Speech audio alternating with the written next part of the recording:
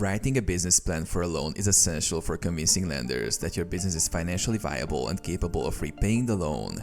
Here's how to structure it. Executive summary. This is a concise summary of your business and loan request. Include your business name, the purpose of the loan, how much you need, and how you plan to repay it. Company description. Describe your business, its mission, and the products or services you offer. Mention the business's legal structure, location, and target market. Market research and strategy. Show that you've researched the industry, market trends, and competitors. Explain your target audience and the strategies you will use to attract customers. Operations and management plan. Outline your team's roles and responsibilities, as well as the operational plan for your business. Financial plan.